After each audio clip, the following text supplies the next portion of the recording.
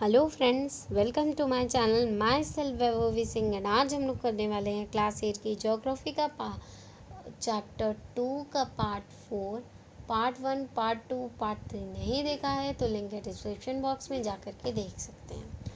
तो ये चैप्टर 2 का हमारा थोड़ा सा छोटा सा एक पार्ट बचा है तो उसको भी देख लेते हैं।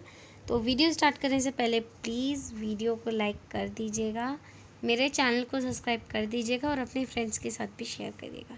एंड कोई डाउट हो तो कमेंट बॉक्स में कमेंट ज़रूर करिएगा। So let's start the chapter. तो हमें स्टार्ट करना था डिस्ट्रीब्यूशन ऑफ नेचुरल वेजिटेशन से, ठीक है। बाकी हम लोगों ने पहले का देख लिया था। अब डिस्ट्रीब्यूशन ऑफ नेचुरल वेजिटेशन से देखते हैं। ग्रोथ ऑफ वेजिटेशन डिपेंड्स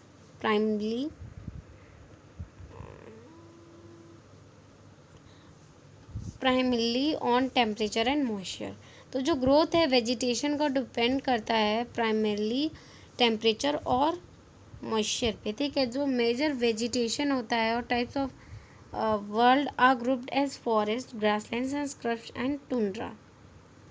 और मतलब ये तो हम लोगों ने पहले भी क्लास 7th में पढ़ा है कि जो टाइप्स हैं वर्ल्ड के वो ग्रुप किए गए हैं कुछ मेजर में, ठीक है। जैसे फॉरेस्ट हो गया, ग्रासलैंड हो गया, श्रब्स हो गया और टुंड्रा हो गया, टुंड्रा वेजिटेशन।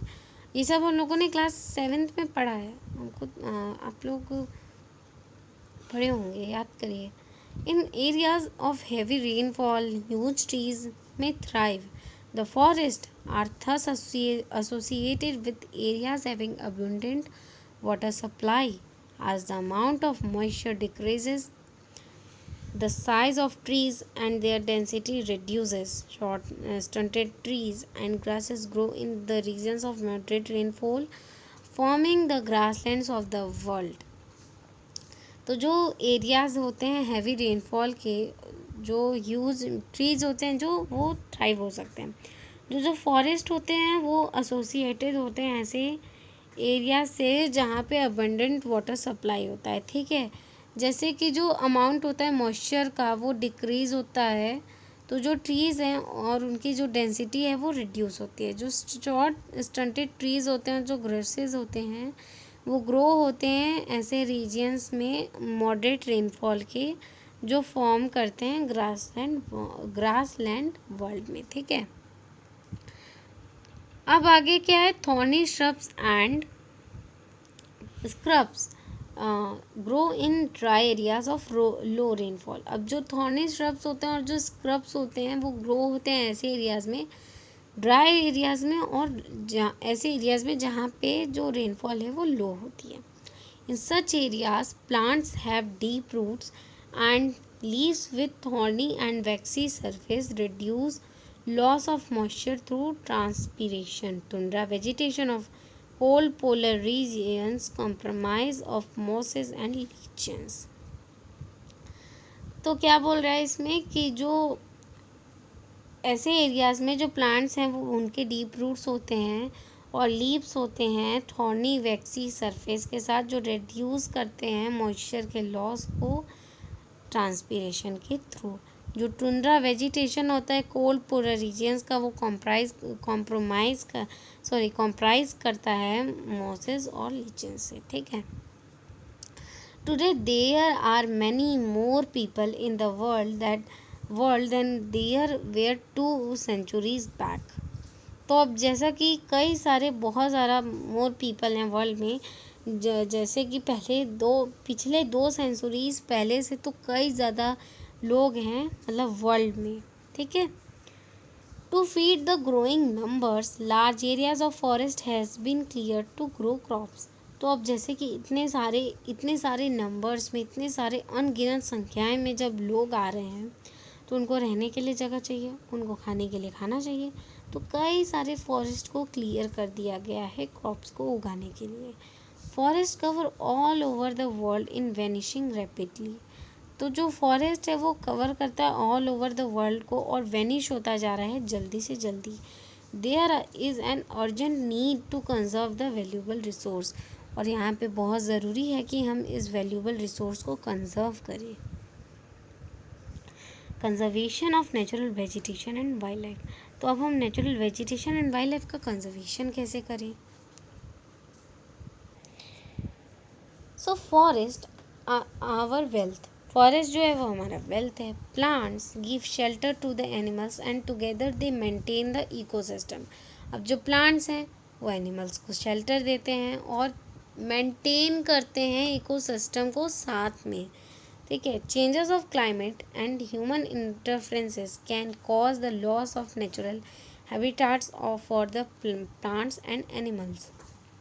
अब जो चेंज हो रहा है क्लाइमेट में और जो ह्यूमन इंटरफेरेंस है वो कॉज कर सकता है नेचुरल हैबिटाट्स का लॉस, ठीक है, प्लांट्स के लिए और एनिमल्स के लिए। Many species have become vulnerable और enraged and some are the verge of extinction. Deforestation, soil erosions, construction activities, forest fires, tsunami and landslides are some of the human and natural factors which accelerate the process of extinction of these resources. अब क्या है ये? जैसे कि कई सारी species हैं जो वनरेबल बन चुकी हैं और एंडरनरिज्ड बन चुकी हैं और कुछ ऐसे वर्ज हो रहे हैं एक्सटिंक्शन की, जैसे कि जो डिफॉरेस्टेशन है, सॉइल इरोजन है, कंस्ट्रक्चरल एक्टिविटीज़ हैं, फॉरेस्ट है, फायर्स हैं, तो सुनामी है, लैंडस्लाइड्स है, ये सब ह्यूमन और नेचुरल फैक्टर्स को एक्सेलरेट करते हैं एक्सटिंक्शन के प्रोसेस से इन रिसोर्सेज के, ठीक है। One of the major concerns is the poaching, which result in a sharp decline in the number of particular species. Then animals are poached for,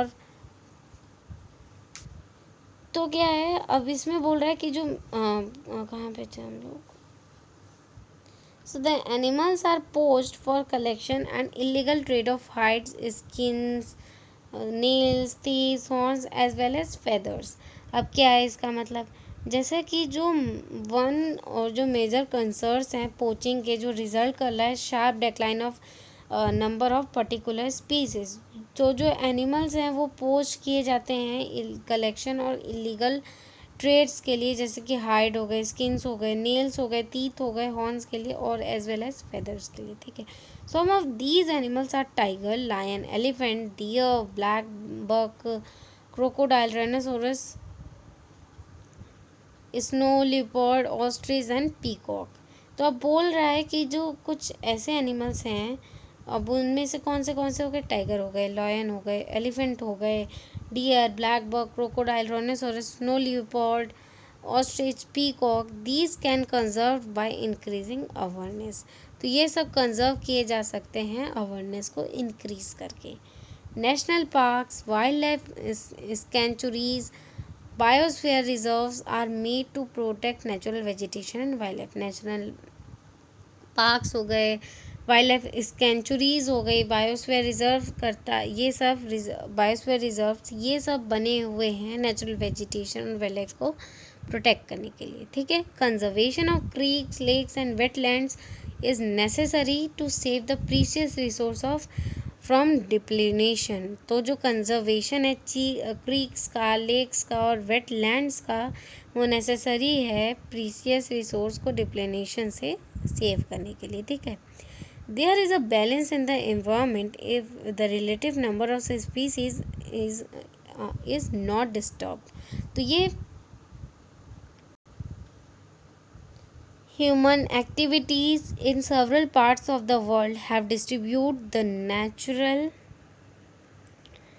habitats of many species। अब क्या है इसका मतलब, तो क्या बोल रहा है कि जो बैलेंस है इन्वायरमेंट का रिलेटिव नंबर में स्पीसीज़ का, अगर उनको डिस्टर्ब ना किया जाए, ठीक है, और जो ह्यूमन एक्टिविटीज़ हैं सेवरल पार्ट्स में वर्ल्ड के डिफरेंट पार्ट्स में, उसको डिस्टर्ब किया है जो नेचुरल हैबिटाट्स हैं मैनी स्पीसीज में, ड्यू टू